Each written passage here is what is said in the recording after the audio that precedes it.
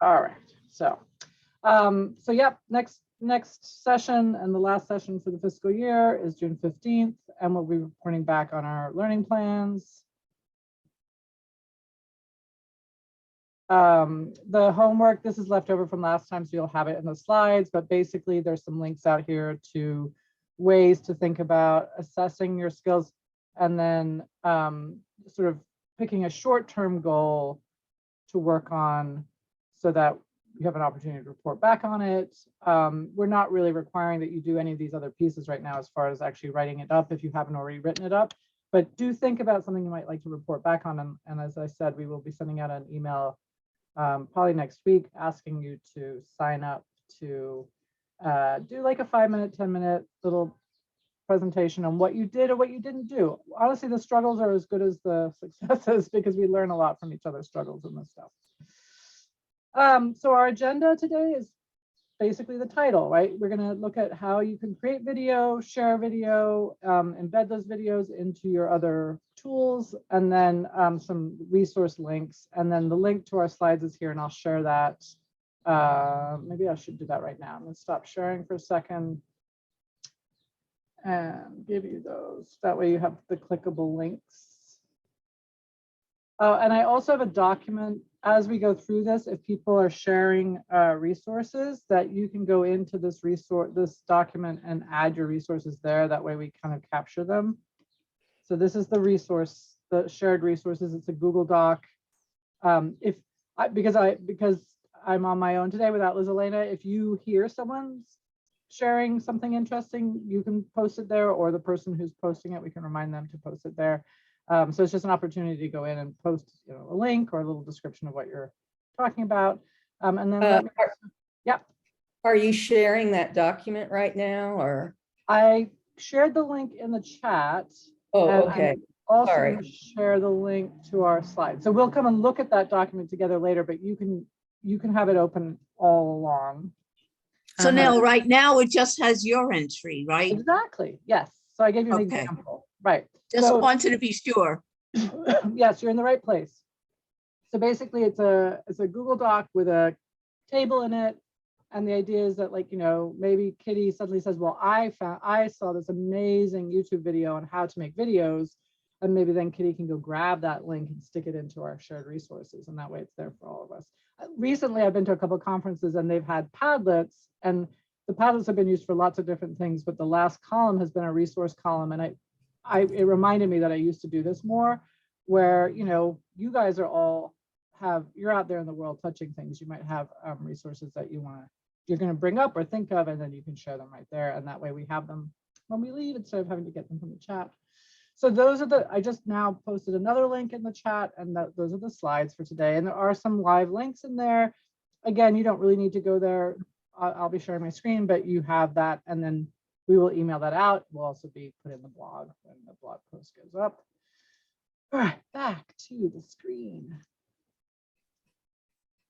Right.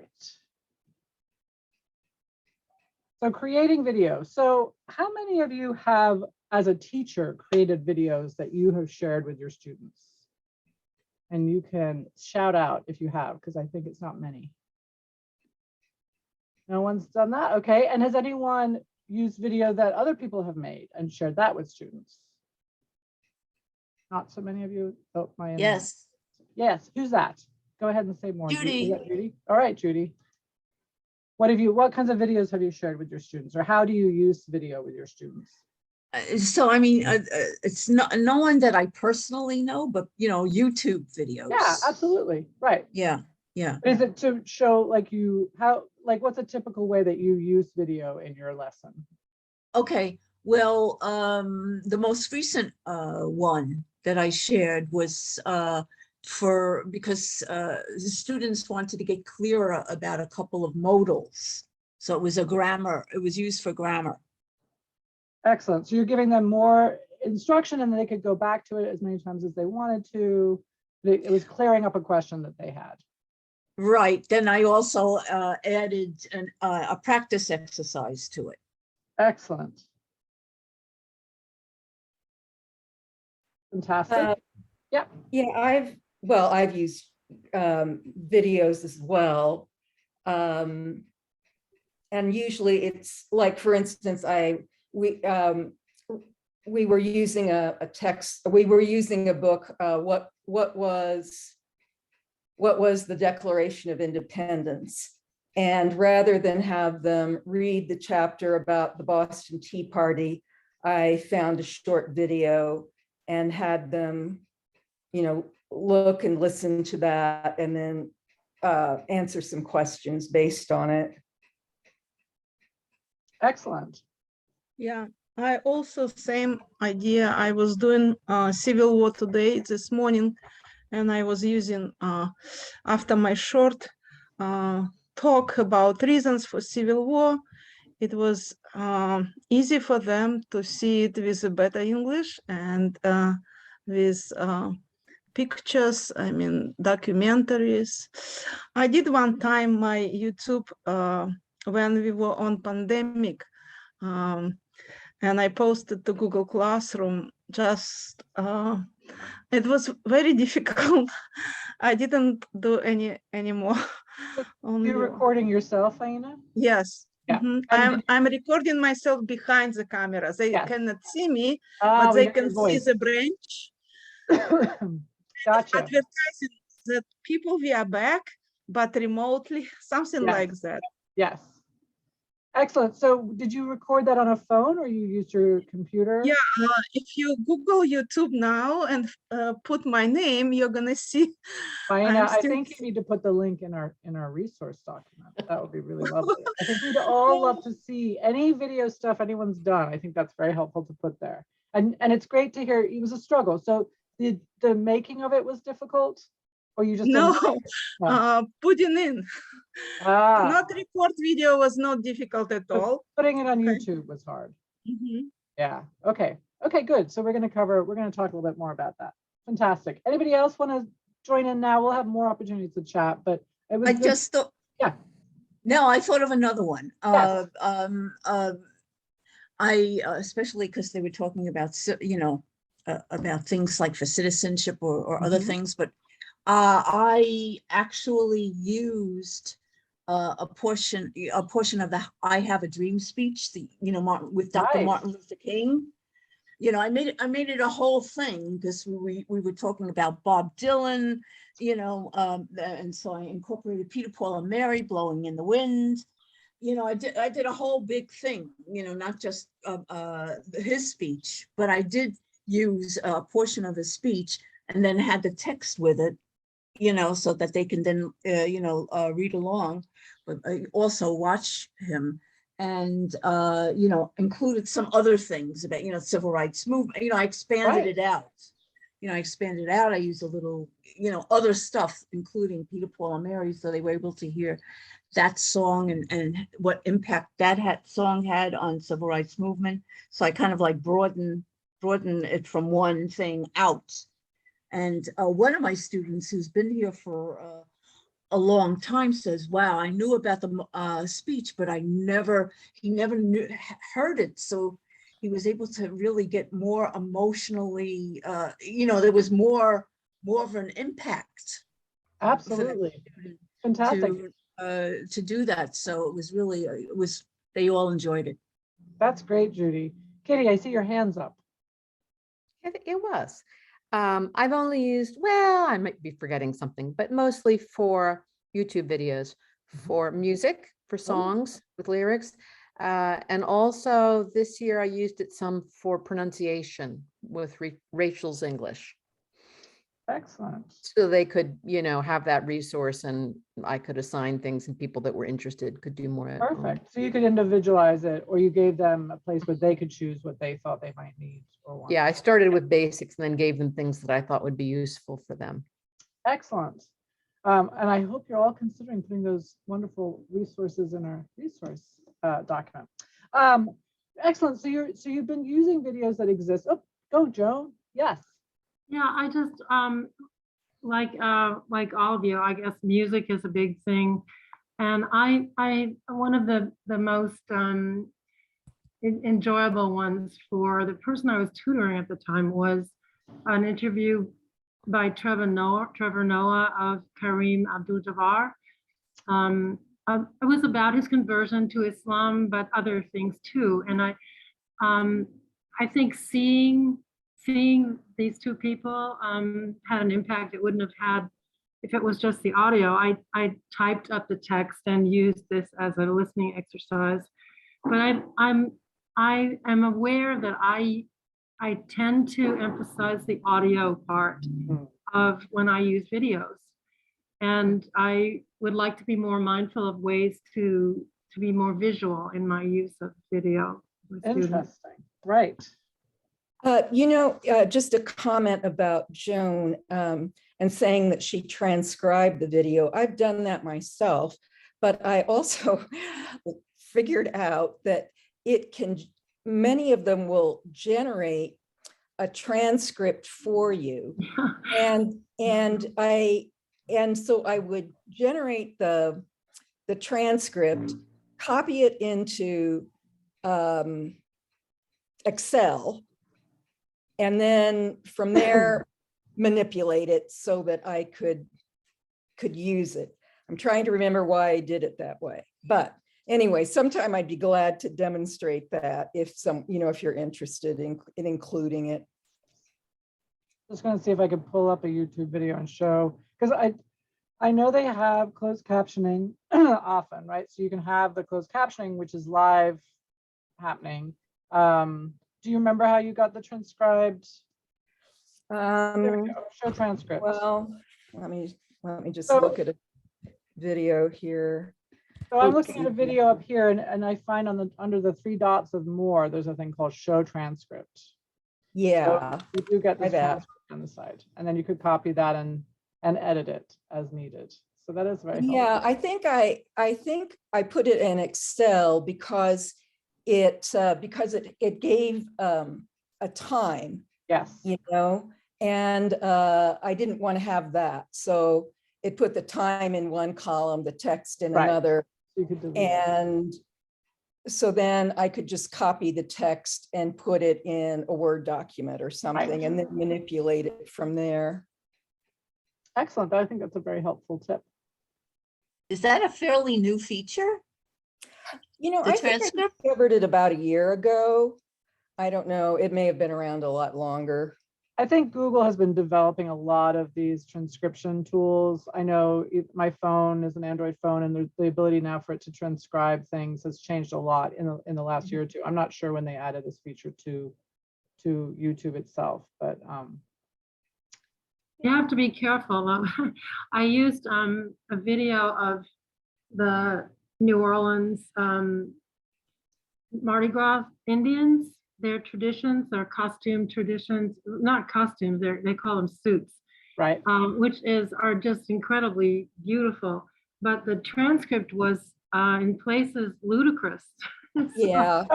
Yeah. No, you really have to check read through it and maybe do some you have spot to check checks. them. Yeah. Uh-huh. And that's true with the closed captioning too. It's all done by machine.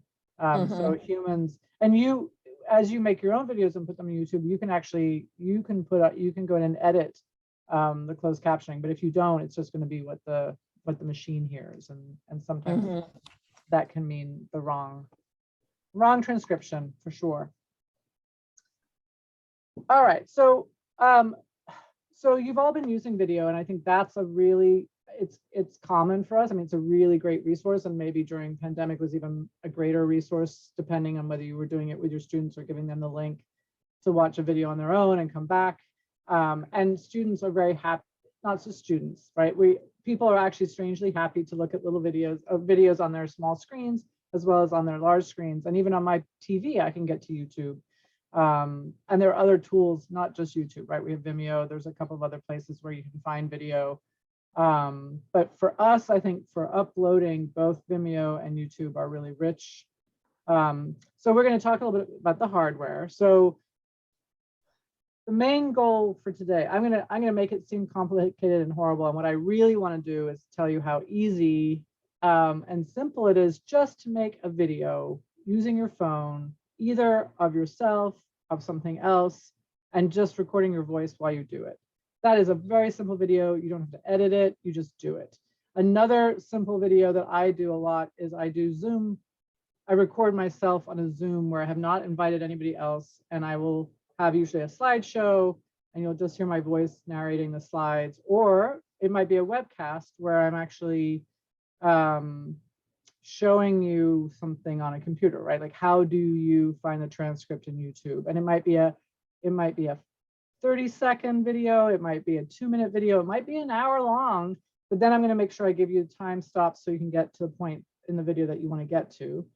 And I've done it often because people have, if several people ask me how to do something, making one video is so much simpler than writing it out. And I also, so it's simpler for me to make a video than to write it all out with screenshots and all that. I do think there are some people who find step-by-step instructions written out to be more useful than a video. I'm someone who finds video, for certain kinds of things, video is really great. I can stop it, I can rewind it, I can really see what's going on. But I do think for some learners that's not as useful as having it written out. So that might be where the transcript could come in, or you can work on finding out from your learners how they prefer to get information. So in the end, it's very simple, but there are things you can think about. And if this is something you're interested in, there are ways that you can ramp up your game. So at the very base here, we're talking about a smartphone or a tablet. I've used my webcam as well. I have definitely used my computer to do, as I was just saying, a screencast. I have a built-in microphone in my webcam, so that's how I record my voice. I don't have like a little lavalier or lapel mic, but you could get those which you can attach to a phone and really make the sound better. Lighting is a concern. Again, for the videos I do, it's not a concern because I'm usually doing it in a office or out in the sunshine. But if you want to get really professional, that's where lighting really does become important. Having something like a tripod or a Steadicam or some way that you are, if you're using your phone, if you want it to be very steady, that can be something that's very helpful. And then a green screen is super fancy. We actually have one at the LEC that we've never used, but it would allow you to, in an editing suite, put some images in the background, and you could be in Paris or in whatever. And I've actually seen some crazy little Zoom green screens for Zoom where you can attach them to the back of your chair just to make your virtual background more amazing. Yes, Kristen. I haven't tried it myself, but I've seen other people where they must have taken their cell phone and somehow they've like put it on top of a stack of books, and the teacher is writing in a notebook, so you can actually, and he was recording what he was writing that way. I haven't tried it myself, but I've been tempted to do it. So that's something that there's also equipment you can buy, which is it's called a document camera, and it is that idea of basically an overhead projector that is actually a camera, so you can show what you're doing with your hands. And I've definitely seen some hacks, and we'll find some resources around that for you to do it with your phone, because it is amazing that, I think teachers, when they're doing Zoom and they want to share something, that has sometimes been a struggle, right? Like you want to show what you're doing with your hands rather than your face. And you could take your webcam, right? Like I could take my webcam and sort of show my hands, except that I have a background, so it's not going to let me do that very easily. But that's kind of annoying, especially if I'm handwriting. So again, we call it a document camera. It's basically a version. It's like our old time overhead projector, except that you're showing the actual activity, and you can show not see-through, right? The idea of the overhead projector was that you had transparencies on top of them, and now with the document camera, you can actually show a thing and not these transparencies. So that's, and like you said, like Kristen said, there are definitely some really great hacks out there for using your phone to do that. I love it. Kitty's cat is in the picture. That's fantastic. So I will add document camera to this when we're done. Then there's lots of software, and as I just mentioned, I'm a big fan of Zoom for most of the documents I create, or most of the videos I create. Screencast-O-Matic obviously is made also for making screencasts. So a screencast, again, is the idea that you are filming what's happening on your screen. And often you do that with your audio, sort of telling people what you're doing, right? So I'm moving my mouse and I'm clicking on this button. So Zoom allows you to do that by just, you have a meeting, you share your screen, you don't invite anybody else, you record it, and then you have basically a screencast. Screencast-O-Matic does the same, and I think it's free. And I have some colleagues who really like it. Like I said, I tend to use Zoom because it's just become something I'm more familiar with.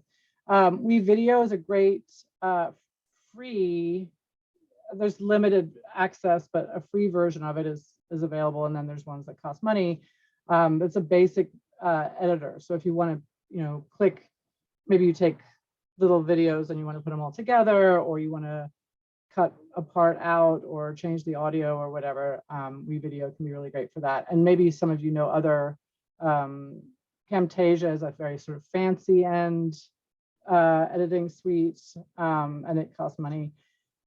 Flipgrid is a place to host discussions around video or video. Basically, people kind of record their own responses to a topic by making little tiny videos. And it's an app that you can have on your phone, and you invite people in, and then they all can put their videos in there, and it can be really rich.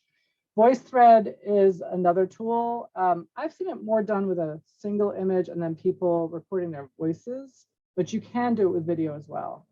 And then iMovie is an editing tool that if you have an iPad or a Mac computer or phone, an iPhone, you probably have it or you have access to it. I think there is a version for Windows, but I've never used it. I used it on my iPad, and it has a lot of built-in templates and tools. And I think there's a sort of a lower end version and a more fancy end version if you want to get very fancy about it. Yes, Kristen, is your hand up again? Yes. Just clarifying that it wasn't left from last time, and you're muted. Oh, you're muted, Kristen. Can you play it on a computer that isn't an iOS or whatever Apple's operating system is? You can. So you can take a video that you've edited in iMovie.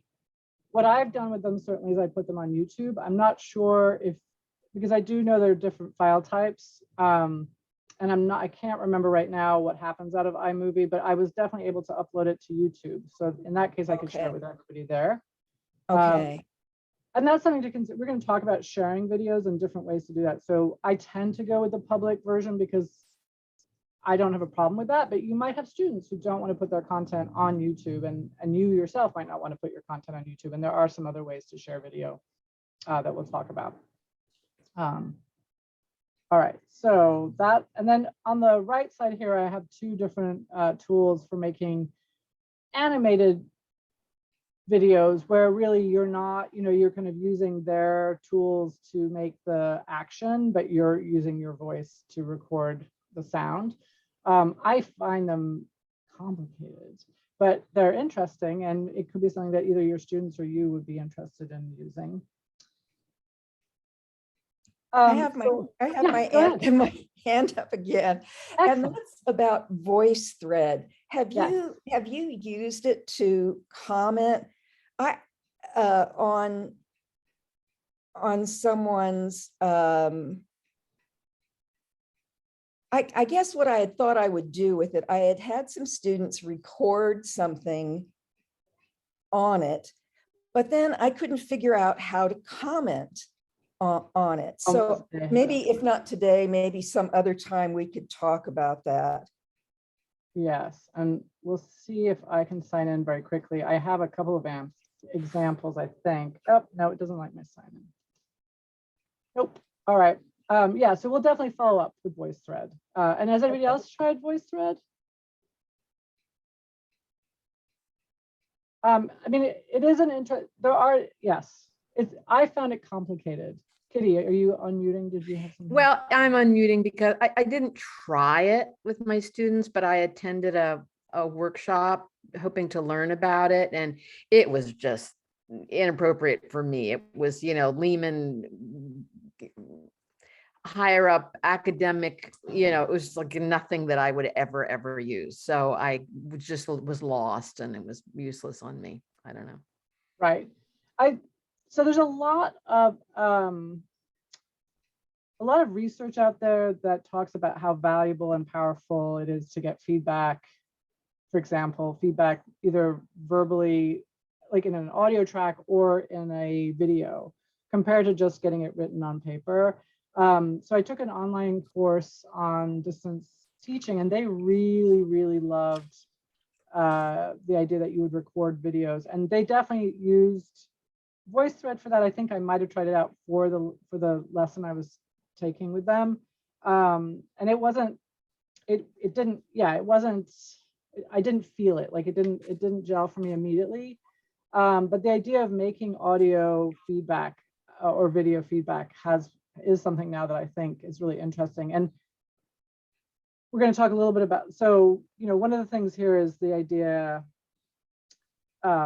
you as a teacher making video, and then there's the idea of your students making video and thinking about why or when one is useful or the other is useful. And I was just taking a class, I'm taking a sailing class in Flushing Meadows, which I find hilarious that we can sail on a little lake there.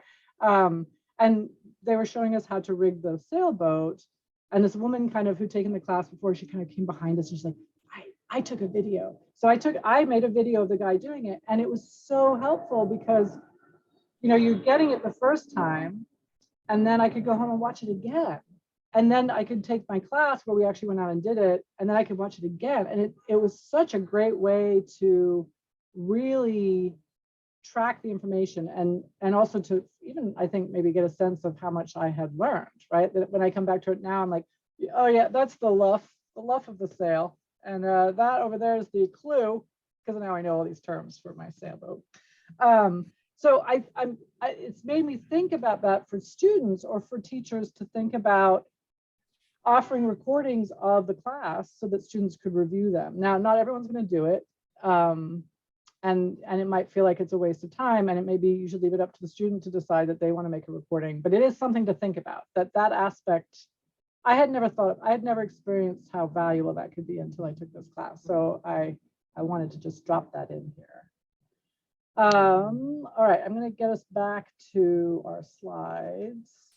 So what I wanted to show you here is an interesting thing that Zoom, I'm going to stop sharing for a second because I think I need to share something else. So Zoom has this ability, you know, you can add your own background. And when you're sharing your screen, if you go to the advanced setting, you can actually share PowerPoint slides that will act as a background.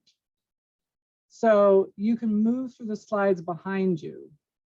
And again, for this course that I did, this distance teaching course, we had to make a introduction video. And I decided to try it out because the problem for me is I use Google Slides almost all the time. And so I don't have a lot of opportunities to have a PowerPoint behind me. I'm usually slides. But what I did here was we had to do an introduction.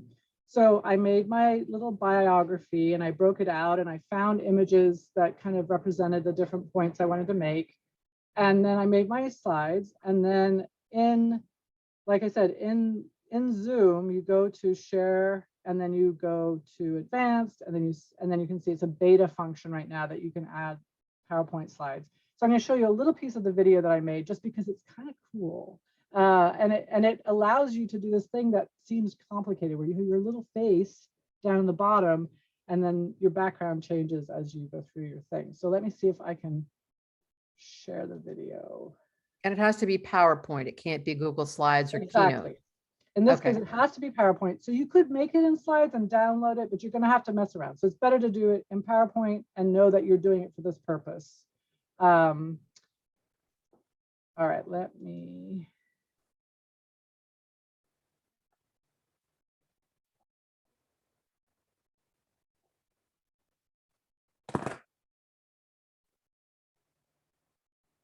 All right, I might just share my screen and do it that way.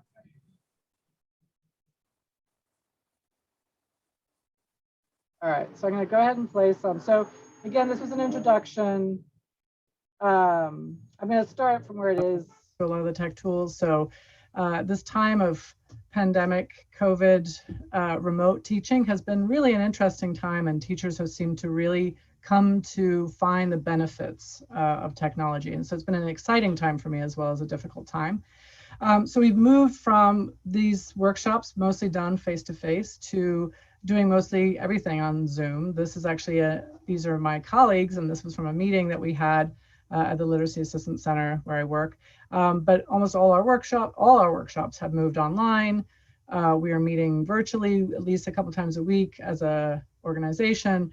And so it's been an exciting time, but a difficult time. I think you're probably all living in versions of this where we are both working from home as well as living at work. Here you can see me in my home office with my cat, who is very sad that I use a standing desk and don't have a place for him to sit. All right, I'm going to stop it there. That's great. So, because I mean, Oh, that's really wonderful, Nell. and you can make your body as big or as small as you want to. So you could really have you down in the corner and have this background happening in the background, you know, like a weather person. Like over here, you'll see That is so great. Isn't that cool? So it was that simple. PowerPoint, you go to the advanced settings in your share, and then the slides are behind you. And so when I was recording it, I just had to move through the slides like I normally would. And in this case, they were just images. You could have words there. But you know, I think as far as an introductory video, and especially knowing that your students now, you've all been using Zoom. Now, if they're using their phones, I don't know that they could upload the PowerPoints behind them. And I don't know if they can really mess with their backgrounds, but it's something to think about. And in this case, it was to make a video. So whether we are in person or not, that video now stands there, which I can send my students as a link, or they could do on their computers and share back. And we could look at them in class together or outside of class. Kristen. It's like you're a newscaster. I know, Yeah. I felt like it. Like It's you know, not just the weather thing, but the newscaster. Like In you're general, talking about right. this, and then you can see the picture behind you. It's really cool. Yes. So now, so as I was viewing the clip you were showing, to me, it looked like it was a little out of focus. But Okay. that may be just a distortion from you showing it to me. But do you have it? Was it distorted? I don't feel like it's distorted here. What we're going to do today is we're going to put this up on YouTube, and then you'll see it outside. Because now basically, I think sharing videos on Zoom is never that lovely. So there's probably a little tiny bit of distortion as a background, and then like ×2 because you're seeing it through Zoom. I thought it cleared up at the end. So I think my there was internet- something with the transmission or something. Yeah, I thought that too. My Yeah. internet is pretty wanky, slanky. Yes, Kitty. Yeah, I'm on. What is when you go into advanced, what are the exact words? Is it share, or is it use as background, or? So it is, so the slide that I was sharing, let me share my screen. Because this is one of those funny things where I couldn't actually show it to you in real life because Zoom won't let me zoom. So slide number 8, this is exactly what you will see. You will be in basic. Right. So you'll click on advanced, and it's PowerPoint as virtual background. Awesome, thank you. And I really think it's that simple. I can't remember now, but like I think you click on it and it goes up. And this is also where you can set up a second camera. So when we were talking earlier about like having a document camera where you're showing your hands, maybe use your phone for that. This is where you could add that more easily to Zoom than you might imagine. So we are going to come back to that video in a little while because I am going to use that one as our example to be adding it to YouTube just so you can see how you do that on a computer. I did want to take a second, and I kind of already have brushed up against this. When we think about how and actually this is where I should have been in my slideshow mode because this is animated. So usually, this is pre-pandemic times, I would do a lot of workshops where we would talk about how we use technology. And I would kind of go through this little thing where I would say, how many of you have ever watched a video on YouTube, and in general, everyone in the room would raise their hands. Every now and then there was one person or two people, but very rarely at this point were there people who'd never seen a YouTube video.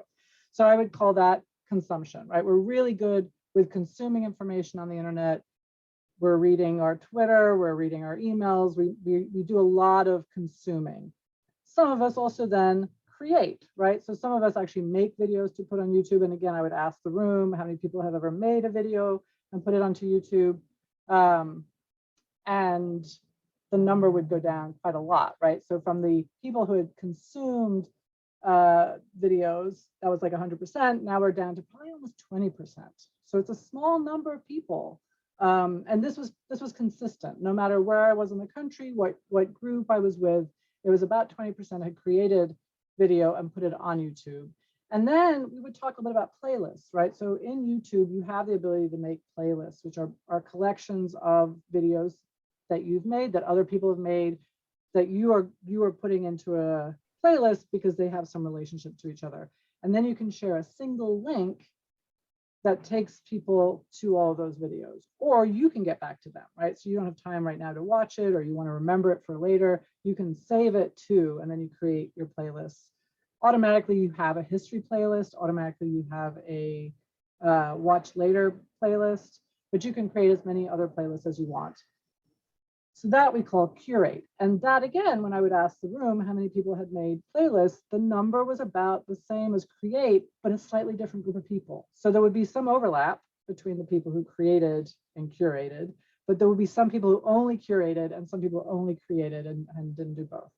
All three are really important things to think about when we're using technology. Are we creating opportunities to do these three things? Because this really, you know, when you define digital literacy, there are various ways to talk about it, but it is really how do we interact with information? And again, sort of by default, the thing that is easiest to do is consume other people's information. But there's a lot of questions there, right? Like, is it good information? How did I find it? How can I judge whether it's accurate or not? How can I get the information I need when I need it?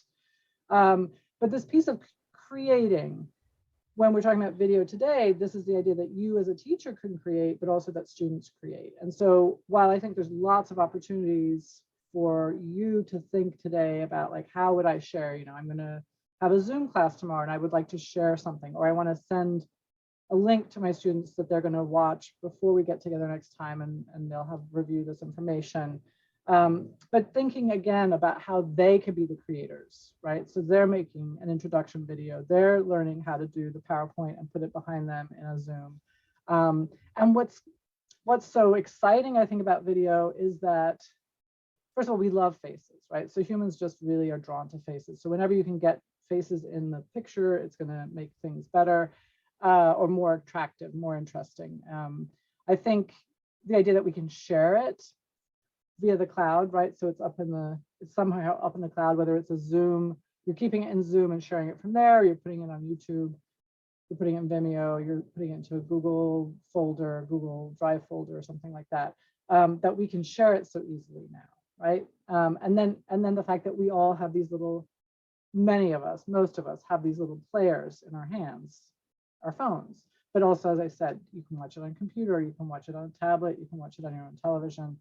So we have access to it all the time now.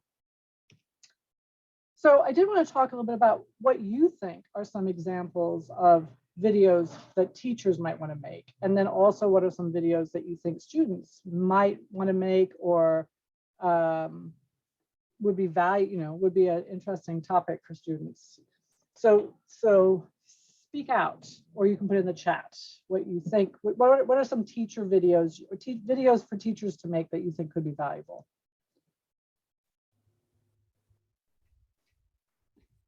And go ahead and speak, because I can't see the, yeah, Kristen, do you still have your hand up? Well, yeah,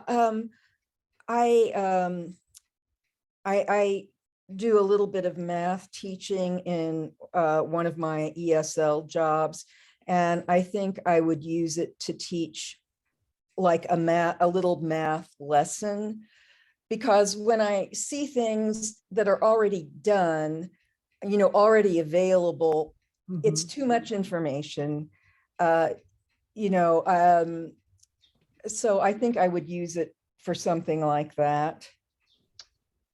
Excellent. I think that's a great, so two things I heard there were, one, that you might simplify, you might take something apart that you haven't seen other people do. So, if you go to a video on how to, I don't even know what to say, but if you can break it down into specific steps that you're working with on your students. And then I think there's also just personalizing it, right? So in your class with your students that they particularly struggled with this. And this is what I experience when I'm working with teachers on technology stuff. Like, Nell, I got everything, but yes, I tried to use the Google Forms and it blew up. How do I do that? Sometimes it's a paragraph, but sometimes it's so much easier just to show the process that I go through. So I think that personalization and the breaking down are both really interesting points there. Anybody else? No, Yeah. is it generally possible to edit other people's YouTubes? I mean, It's hard. You can hard, okay. download, right? So you can download other people's YouTube videos, and sometimes you can do it straight from the YouTube interface, and sometimes you have to use a third-party downloader. And I'm gonna have to look for the one that I've used in the past because I have done that. And once you download a video, obviously you can put it into any video editor and do what you want with it. I've also cheated, and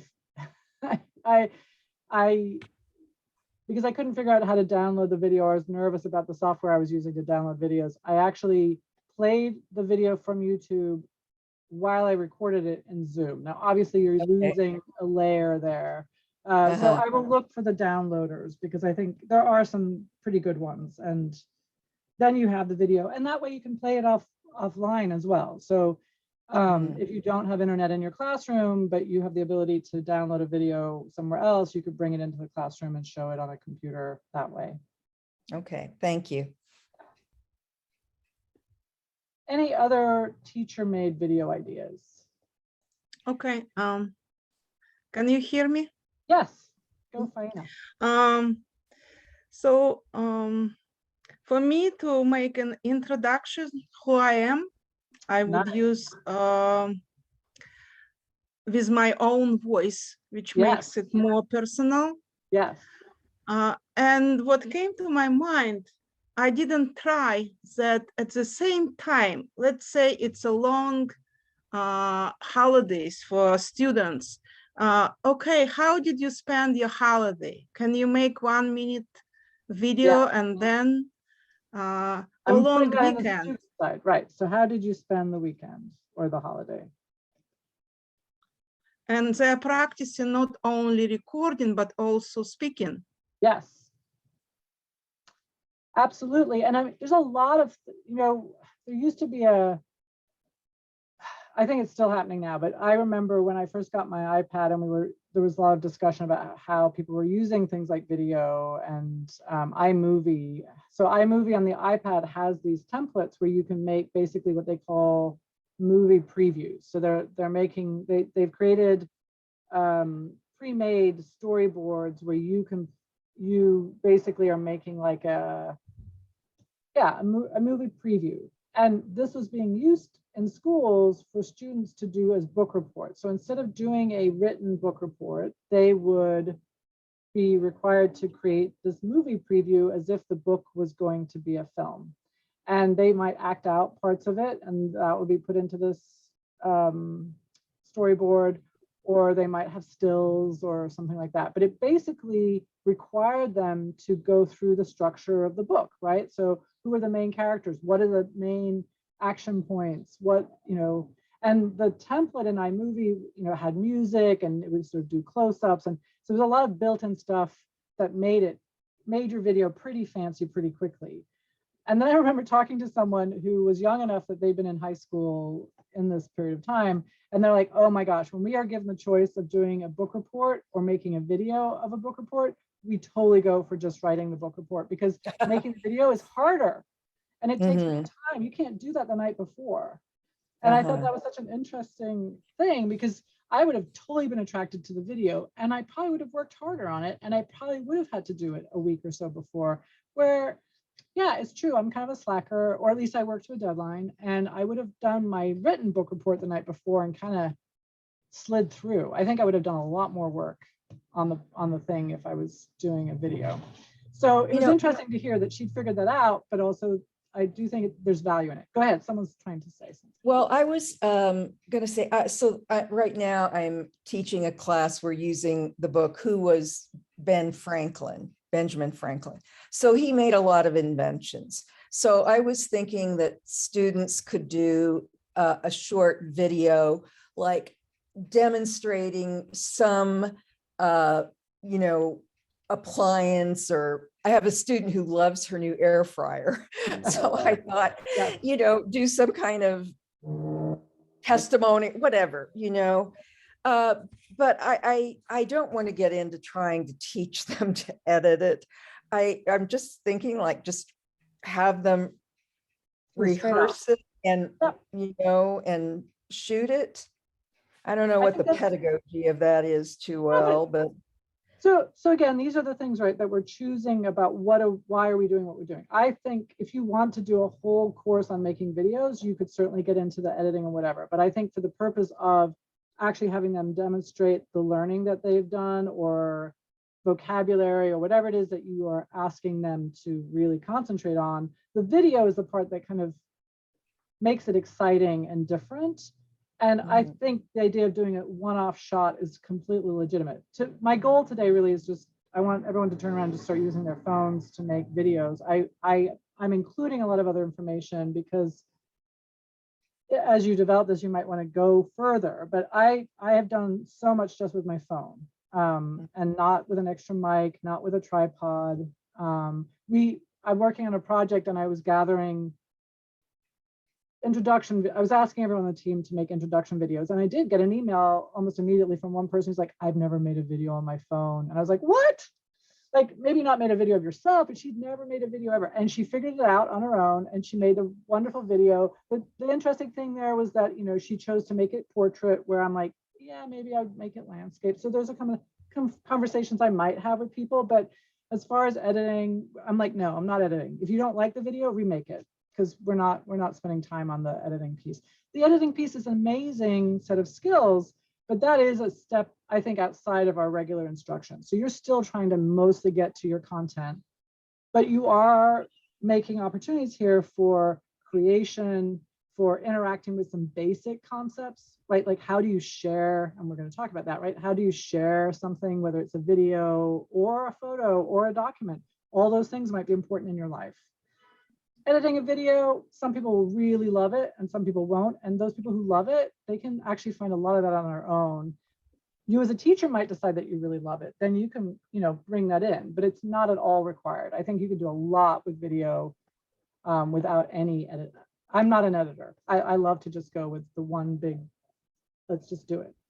And I'll redo it 5 times if I have to, rather than stopping and doing it. So raised hands. Who has their hands raised? Go ahead. For some reason, I'm not seeing everybody. Let me stop. It's Judy. All right, Judy, you go. So I thought of a couple of things. I mean, for students more. I mean, I have these 2 ideas. Sort of do an instructional one on how, recipes. Ooh, recipes are kind of a popular one with students. Yeah. And then they can make a video how to make this. You inspired me with your background with the cakes and everything. Yes. So, your favorite recipe from your country. I love it. And again, one thing I will say, so when you do something with video, it is very important that you have a structure in mind. So you're going to give people like the minimum requirements, a sort of rubric, right? So if I was going to do recipes, I might want to have, like, in the beginning, introduce all the ingredients, then take us through cooking it, and then tell us how delicious it is at the end or something. So you're giving people a bit of a shape to what they're doing. Yeah. And you're making it clear what you, in your own mind to start with, and then with them too, like, what is actually the learning here? Like, in this case, the video will be a learning, but the real learning that we're really trying to get to is them being able to take you through a process and describing how to do something. And what I find so interesting about that is when I was in college, in teachers college, we had to make a how-to video, and it was hard for people, right? We had never, I had to borrow someone's big video camera with an actual VHS cassette in it, and I made my video, and I enjoyed it a lot. But I think now 10-year-olds make how-to videos. Like, it is in our society as far as how do you tell someone how to do something. That I don't think has been a lot. I didn't grow up with that as part of my life. I didn't have a lot of opportunities to tell people this is how I do it. And now I think it's such a common thing. And so that's a great, there's vocabulary there, there's grammar there, there's an ability to sort of logical steps part. So you decide how much of that you're going to get involved with. There's a writing piece before we even get to the video, right? Like, you want to maybe work in groups or pairs, so they're checking on each other's process. So it can be, again, it could be a very short thing where you're really just having them introduce themselves however they want to, or it could be something a lot more drawn out with many steps along the way. Maybe if it were demo for them. I would definitely make a demo. Yeah. For me, again, I think I'm certainly a learner who loves to see what is it that you want me to get to? Like, what is the result? What are my little boxes? And I'll fill in my boxes. Other people will be more freewheeling. So you have to decide, how much rubric. But I think doing a sample, first of all, you learn a lot about where the trouble spots might be. So I definitely recommend making whatever you're asking other people to make it yourself first. So you could see the places where people might get stuck. Somebody else has their hand raised. Let's see. Kitty. I did. I keep ruminating and wondering if I really should have my hand up, because it's sort of off topic, but it's an audio visual thing that was very, very powerful. So this was a while ago. We used to, when we were back in the day, when we were in person, we would sometimes have a program-wide event, and this one thing was about election, different years of voting and voting rights. Right. And our class chose, I was teaching a pretty low level one. I can't even remember what level I was teaching, maybe level 2. And we chose one that had Lincoln in it. Okay. And everybody was so excited about it. And one of the students, and I can't even remember what platform he used, but these are people who really couldn't speak English very much. And he volunteered to and made this fabulous montage and music and voice clip things. That was a video that played on the wall the entire time the visitors came to the room and came through and looked at all our different exhibits. That was all about this year of election and all the invention of the camera and everything else, slavery. And it was a lot about slavery. And it was so powerful. And I realized, oh yeah, I used to do a lot of montage kind of things, not a video like live action, but a visual thing with a series of photographs and music. And I don't quite know how we would do that at this point. I guess I used to do it on iMovie or something. I don't know. Right. But that kind of a thing for students to make something that's a part of like somebody was talking about, like book reports or something, part of a research group that presents something. So that introduction I did with the PowerPoint behind me, that's basically that, right? Like, I could have made myself invisible. I don't know that I would have used this tool for doing it. I might just go to PowerPoint and make my slides, and then you can actually make that PowerPoint into a video. So that's one way to make a montage. There's a lot of like Google Photo, you can play a slideshow, so it would just go through it. So if images are what you're trying to do, there are definitely some really great tools out there. But we've done it definitely with PowerPoint, where you can just have it, every 5 seconds it goes to the next slide, and so and you can embed a soundtrack with it. You can. So with PowerPoint, you can do that. Slides, you cannot. So slides, in order to have slides and sound together, it's a much more complicated thing. But in PowerPoint, there is a built-in thing where you can add music and have the music continue to play as the slides move through. We used to do it for the literacy awards that we used to do. There was always a intro to each award winner, there would be like 5 or 6 slides of the person doing their magic. And that was all done using PowerPoint and just setting it up to play that piece of music and every 5 seconds to move through the next slide. You know, So we can- I've toyed a little bit with, it used to be called Spark, Yes, but now I think it's called Adobe Express. yes, But it's pretty easy to lay down a music track, and you can not only insert video, you can insert slides and have the slide play for however many seconds you want. yes. Adobe Spark was one that I didn't put in, but I will do that. Yeah, And I did Adobe too.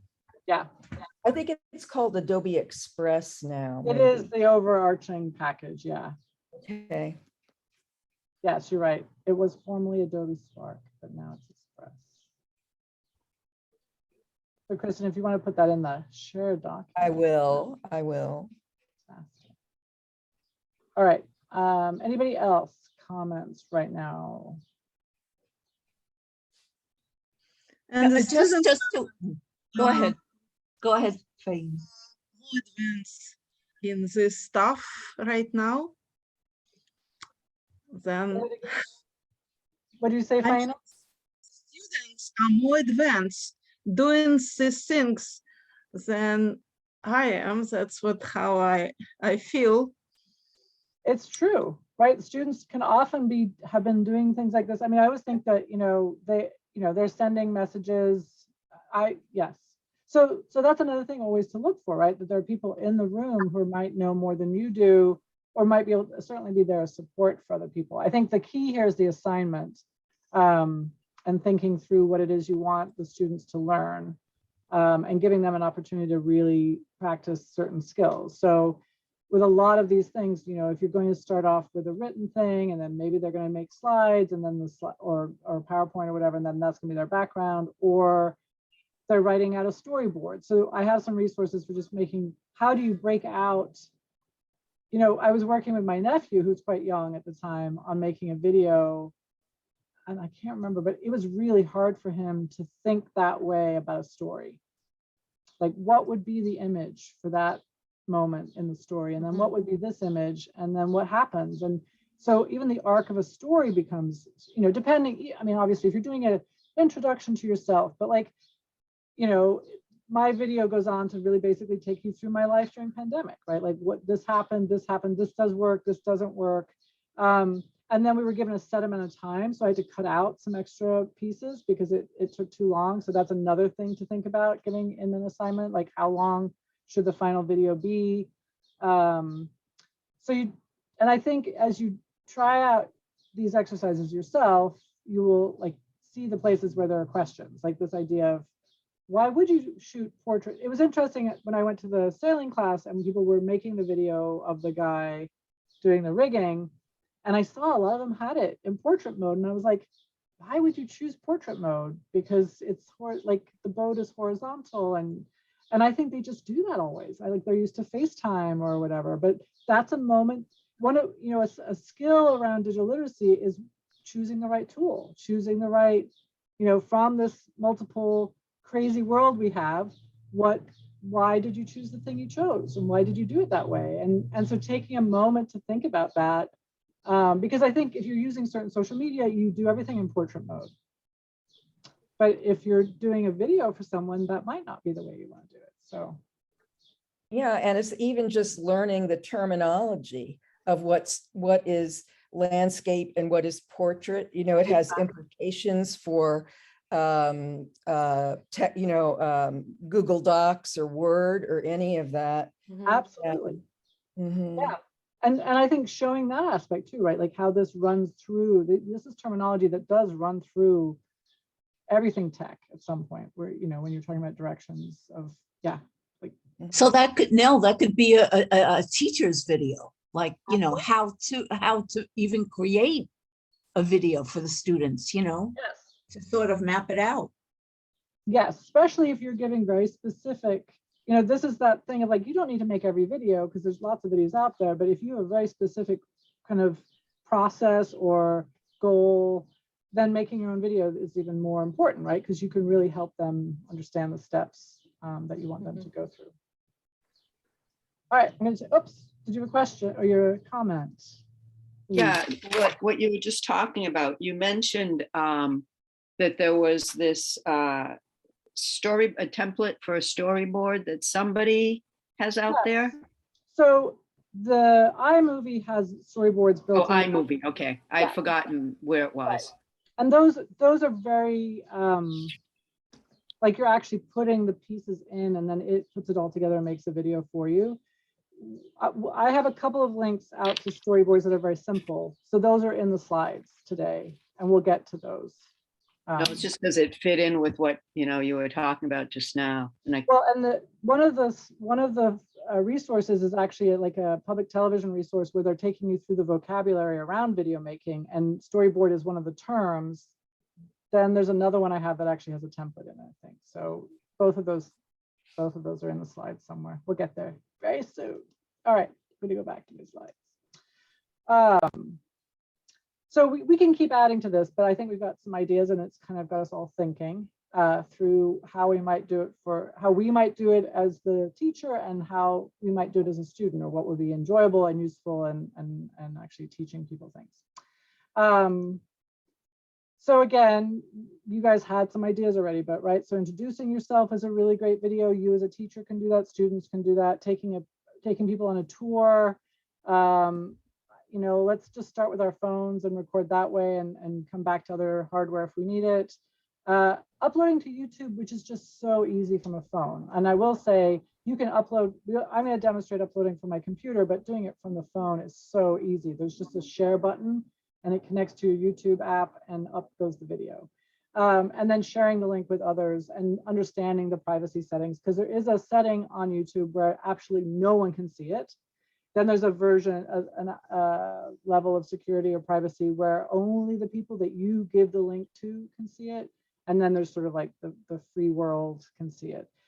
The reality of how people get to your YouTube videos, very few people are going to get there, but I've had some funny ones. Like, I put up videos, and I have a lot of videos that have like 2 people have seen them, even if I've shared it with a whole room of people.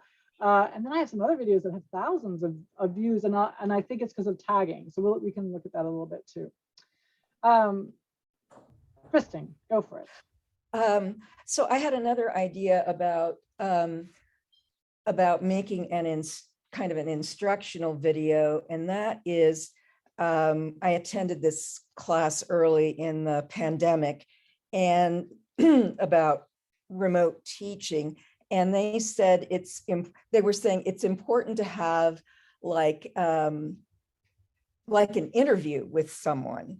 So, I was thinking of that, like, maybe get someone from a museum or whatever who would talk to me for a couple of minutes, and then I could use just that little video to, record it on Zoom or something, and then use that as something for my students, that they have to figure out this or that as like a listening exercise. I love that. So if you were doing it, first of all, there could be information that you're getting, but it's also the idea of like, following the actual dialogue and figuring out what people are saying. Students obviously could be creators of that as well.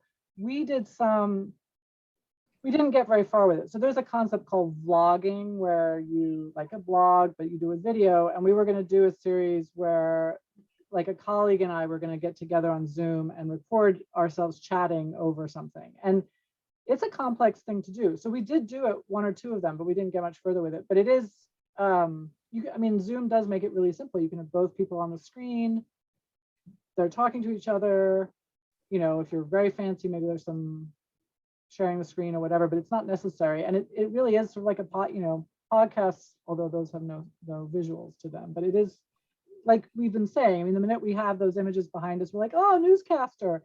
We have very solid ideas of what we're used to seeing, or what we expect to see when we're watching television of certain kinds. So it's an interesting thing to bring that into a classroom setting, right? Like, you pretend you're a newscaster, tell us a story, of something that happened this summer, or something in your neighborhood or whatever it is.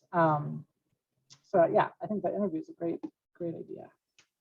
All right, I was going to do a survey, but it's a sort of a trick survey, so we're not going to do it. And it goes back to what I was asking about earlier with YouTube. So I'm going to stop sharing for a second. So how many of you have Google accounts? Hands raised high, because you're proud Google users. Yes. How many of you have YouTube accounts? Yes. It's a trick, right? Because you automatically have a YouTube account if you have a Google account. So that was my little trick. So with your Google account, even if you've never been on YouTube or never logged in, you go to YouTube, you log in with your Google credentials, you will be in your YouTube account.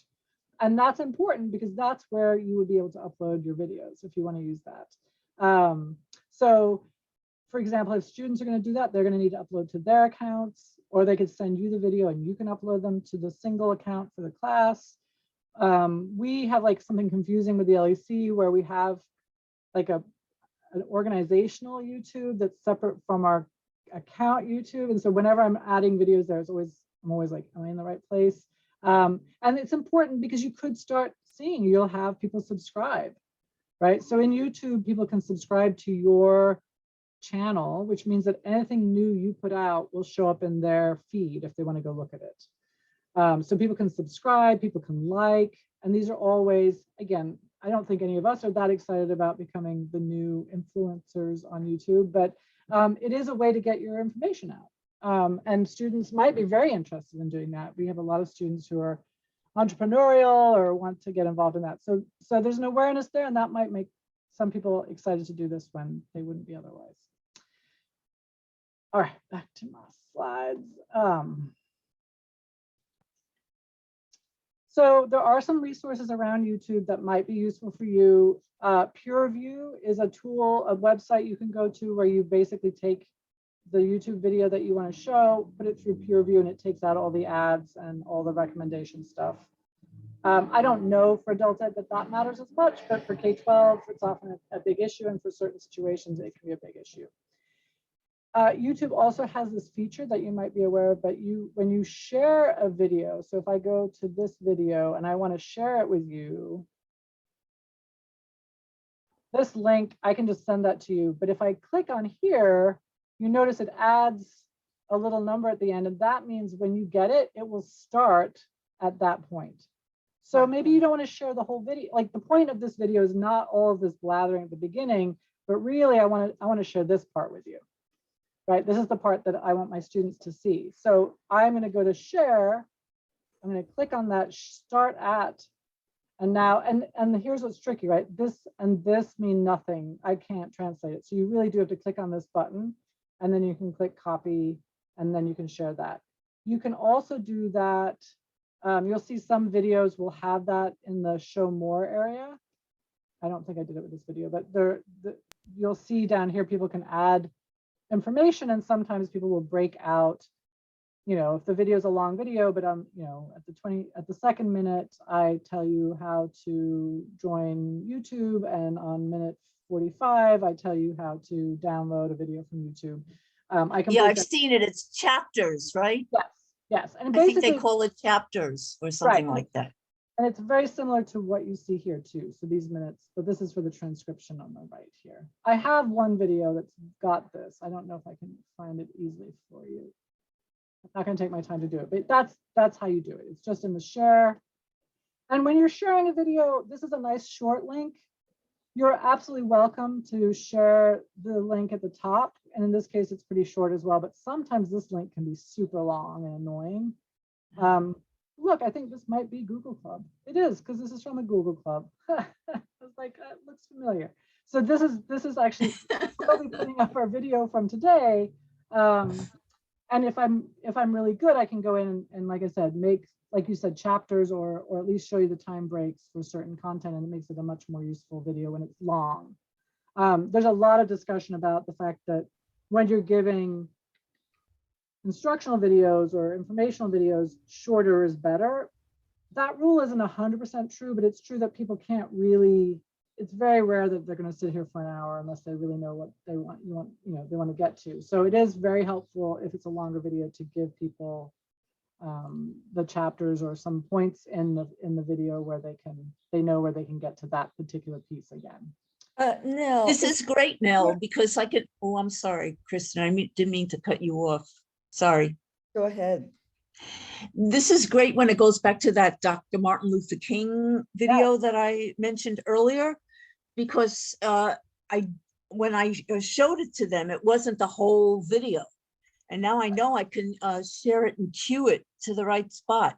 Right, so you can save it for yourself that way as well, right? And just get back to that particular piece.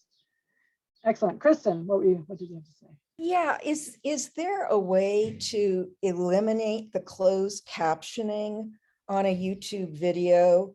You know, I tell my students, don't watch it, you know, it's just hurting you. Yeah. But You can't eliminate it, I don't think. You just have to ask folks to turn it off. yeah, okay. Yeah. Unless, I mean, you can pull a YouTube video. So you can see here, I have this edit with Edpuzzle, and Edpuzzle, for example, is a software that I basically grab the link to this YouTube video, I put it into Edpuzzle, and then I can go in and embed questions into the video.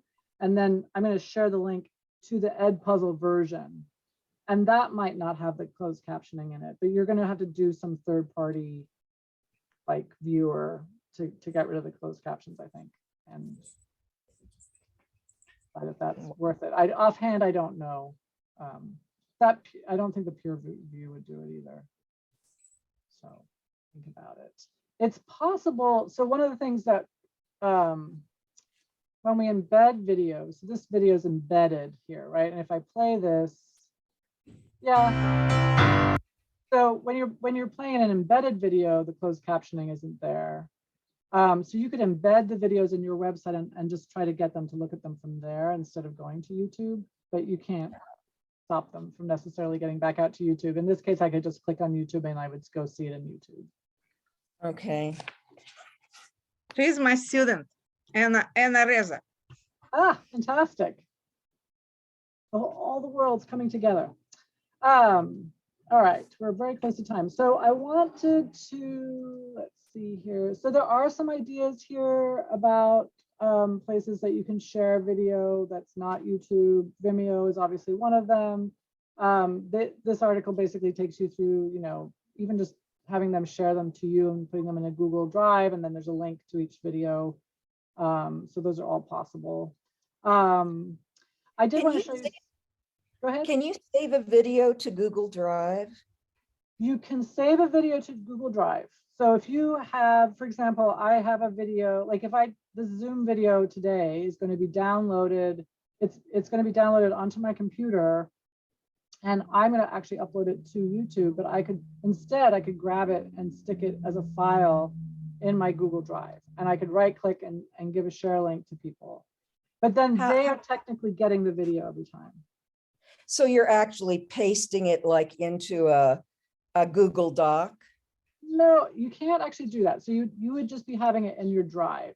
You would pull, for example, in this case, you can't see my other thing, but I'm going to grab this video from another folder that's on my computer, and I'm going to drag it over here.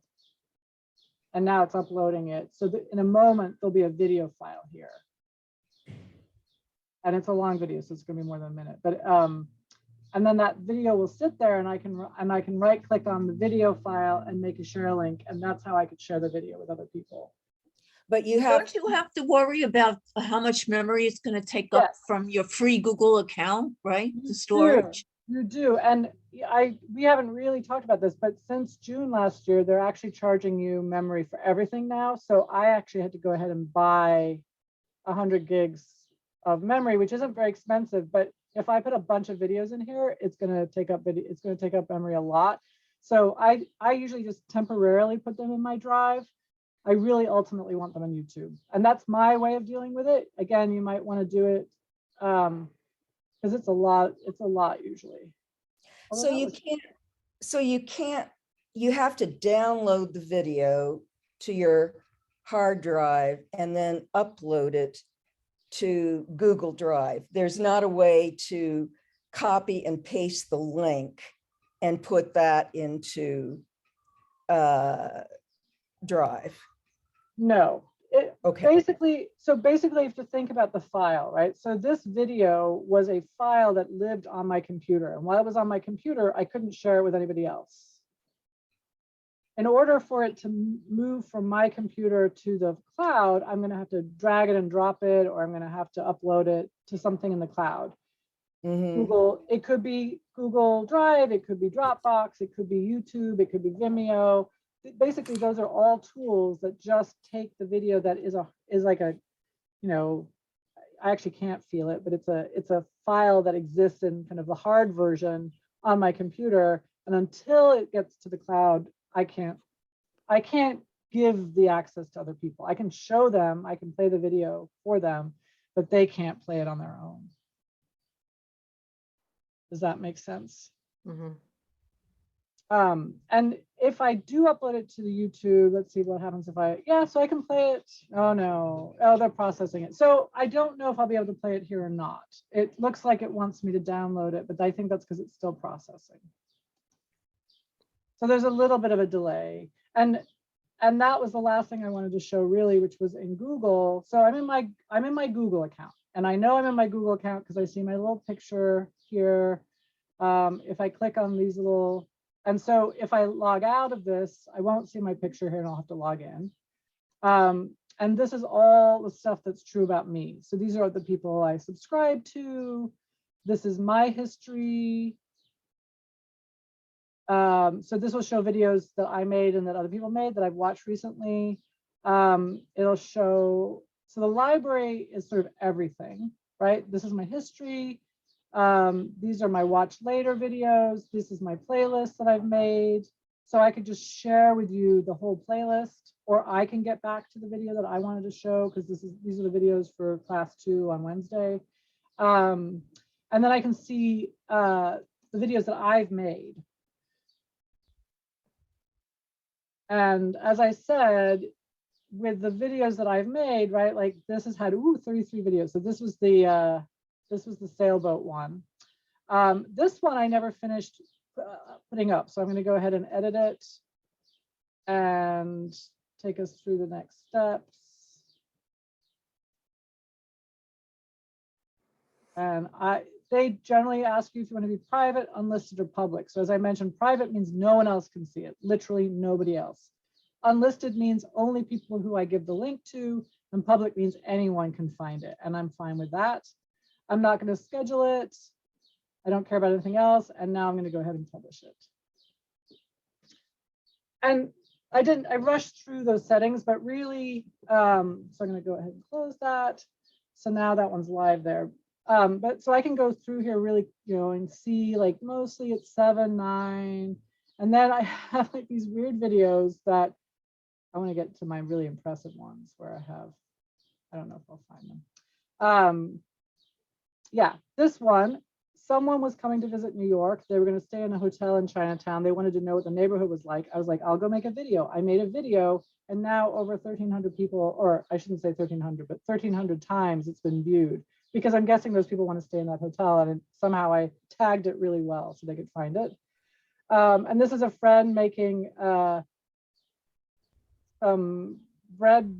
braided bread that, again, we had no idea that people would like. It's so strange to me. And there's a second video that no one's seen, and then this video has got lots of people. So you never know what people are going to find, but most of the time they're not going to find lots of it.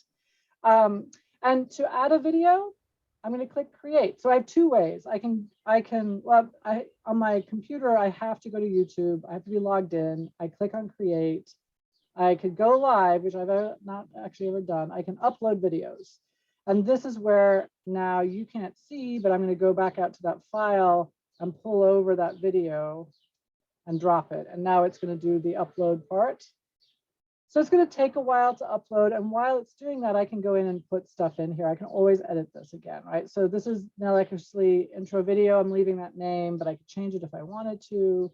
A description, example of an introductory video using PowerPoint as a virtual background.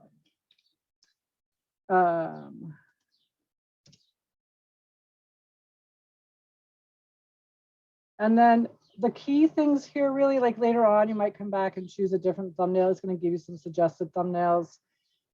If you want to, you could already put it into your playlist. So if you know that you're adding a video that's specifically on music, you could add it there. I don't right now have that. The key here is yes, it's made for kids, or no, it is not. If it's made for kids, there's a whole bunch of weird like rules that are added to it. So in general, we don't say that they're made for kids. Kids can watch them. There's no age restriction, but I didn't make it for children. Just believe me, if you say yes, it's made for children, you're going to find out it doesn't show up in weird searches, and maybe you can't even share the link sometimes and whatever. So I would steer away from that unless it really is made for children. An age restriction, I don't have any age restrictions. So it's not like this has nudity or anything else in it. It's just not made for children. I'm going to click next. I don't do any of this, but this is where if you wanted to, you could go in and put your own subtitles in there. You could even do some editing in here, which I never do any editing, so I don't deal with any of that stuff. I don't have any copyrighted stuff in there. So like if you had music or, you know, very obvious things that it could tell right now, it might identify that there's a copyright issue there. This is really for people who are like, you know, you upload a movie that you bootleg somewhere, it might find a copyright issue there.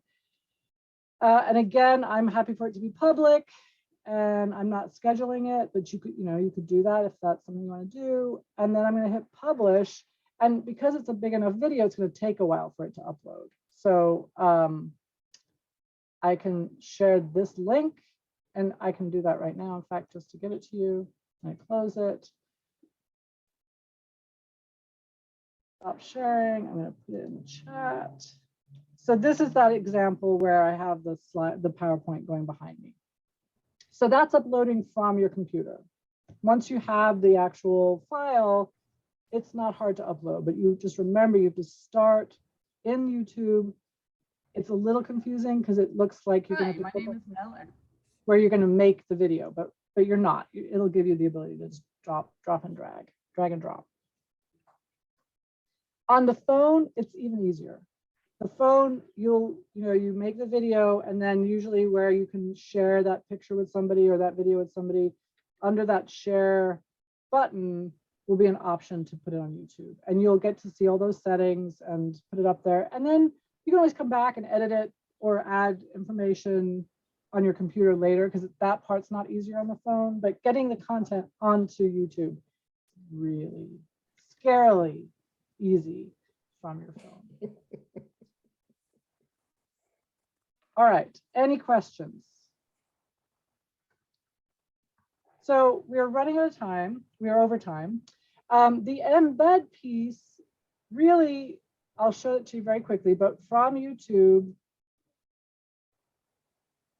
you basically, when you're looking at a video, right? So if we go to this video, I'll go to the video to do this with, but whatever.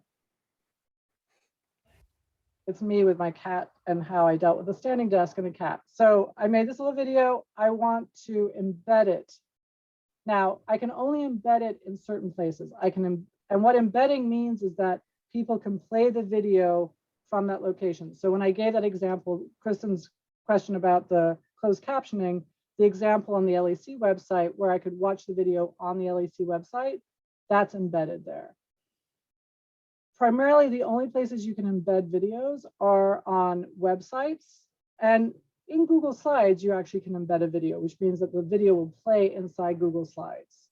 To get the code, so a lot of tools will allow you just to link straight to YouTube, and you don't even have to do the embed part, right? When we were looking at slides, if I want to insert a video, it assumes it's YouTube, and I could just put in ice cream, and it'll find a video, and then I can select that and put it in. So I don't even need the embed code. When I'm working with a website, I might need the embed code, and the embed code comes from under share. Oops, sorry, I'm in the wrong place. Under the share, we have this link, which is what we mostly pay attention to. We obviously can share it to any of these other kinds of apps, but this embed code is right here. And again, with the embed code, you could start it at whatever minute you want to. So if you wanted to embed into your website just the Martin Luther King speech, you could have it start at that minute. You would grab this code and you'd have to paste it into an HTML script space in your website tool. How likely are you, if you ever want to do that, I can show you how to do it more specifically, but that's basically what that's about. So this is the HTML code that tells the website how big the window should be and everything else. At this point, even most website, like Weebly and Google sites, they both would just connect straight to YouTube, and you wouldn't even have to do the embed piece. You would just say, plonk in a YouTube video and tell them which YouTube video, and then it would just put it in there for you. So embedding is becoming less and less used or needed from the code perspective, but just know that you can get the code from right there. And I basically show that to you here, right? So, oh,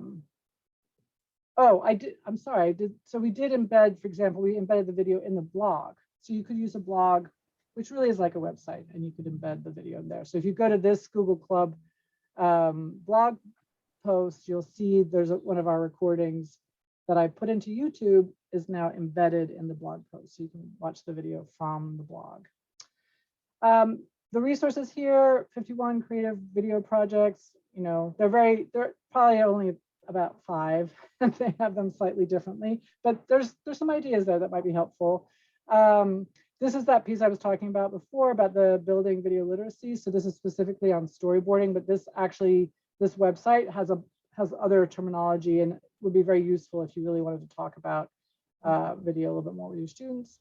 And then storyboard templates and ideas, and then Vimeo Video School. And I didn't put in the iMovie stuff. I'll find that because there are some fun things you can do with that if you want to go there with iMovie. I did give you a link out to this video. It's kind of good. They'll tell you how to do editing and stuff on your phone. It's really made for people who want to get super fancy with YouTube, and it might be too much, but I thought I'd include it. They do a lot of videos around this, but they're very excited, and there's a lot of like craziness there, and I don't know that it's necessary. What else? I think I have. Anybody else? Questions? I'm going to give you another link in the chat, but go ahead and speak. Have something. Nell? Yes. So if you make a video that is not one complete shot, yes, you have to, and you just, you know, do pieces, you have to edit it together, right? So, you know, like if you were doing the tour of the neighborhood, yes, but you know, you take a shot here and then you walk a little and you take a shot here. So that's where, unless you put it on pause. Sorry. yes, no, you're right. So you can put it on pause. You can, so what I'll do is I'll find some links on editing that you can edit inside YouTube, and I think you can bump things up against each other. Wevideo, which I give you a link to in here, and Camtasia, which is a more expensive and bigger system, allows you to really like cut and paste and, you know, kind of really put stuff together that way. And then iMovie, you know, this I call it a storyboard, maybe template's a better idea. They really get into that, like, okay, still shot for 2.2 seconds, and then zooming in, and so they want you to kind of put all this content in there. Yeah. I was looking for, you know, really simple, like, as you know, I mean, that other stuff of course is really cool, but you know, something that just because of the logistics you can't do it all at the same time because you're moving. I don't know. So I do think you could do it in YouTube. And what I will do is I will look for some links on very simple putting together, because even if you had, like, say you had 10 students all make videos and maybe you want their videos all to bump up against each other. I'm sure there's a simple way just to kind of put them in a sequence. So I'll find simple editing. I do know that YouTube has some basic amount of that, and I think you could probably do it there. Anything else? Excellent. Well, there's the link to next month's session. Keep video in mind for a possible summer project or for something you want to try out. And you know, it's very helpful for us to all hear from you, both successes, but also the places that you hit up against something. Because I think like Louise's point right now, right? Like it might be easy to say give a tour, but in reality that does require, after you start to think about it, it's like, oh wait, I do need to be able to edit things, or I'd like to be able to have an introductory slide or something like that. And I didn't get into that today, but you know, that's helpful to think about needing that information.